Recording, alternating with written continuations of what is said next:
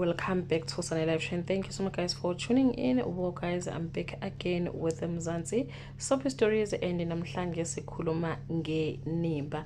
Niyazi guys ukuthi ke izolo uzethu ke uthole ke ingane kalikamva but ke guys bwase ngazuthi ke uzethu akekho happy kakhulu noma ke akekho happy kule storyline lesi. Ziningi ke izinto uzethu ke adlule kuzona. Ube pregnant after eshonelwe ke ulikamva, ifamily yakalikamva yam rejecta and she tried ukuthi ke akhiphe ingane. So nje kuningi nje abhekane nakho uzethu emqondweni wakhe.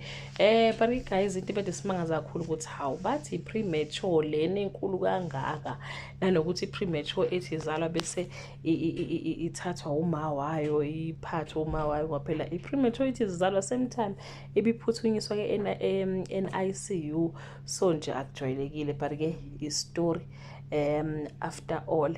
But ke guys okunye abantu abacabangayo ukuthi ke maybe they want to teach us about PTSD as a new mom. Nje asimbona guys ukuthi uzethu ke uyagowa ayi kancane. I-PTSD is a mental health condition that affects about 4% of parents after a painful high-risk childbirth that causes intense flashback, emotional numbness and avoidance of things that triggers memories of a traumatic birth. But you get trying not to think about birth, avoiding the hospital, struggling to bond with the baby. It's one of a sign.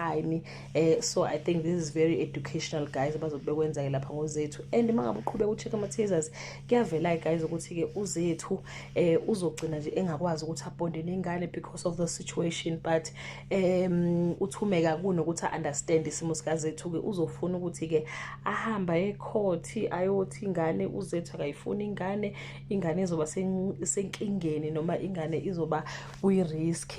And ke uthume kunokuthi abe umama amsondeze uzethu noma athathe ingane ufuna ukuyilwela ukuthi kube yakhe ingane ngoba she want to replace ulikamva.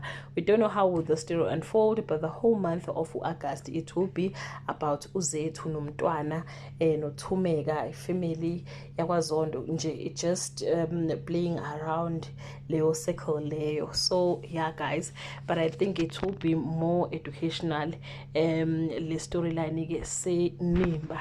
That brings us to the end of this video. Do leave your comment below and share your opinion. Bye.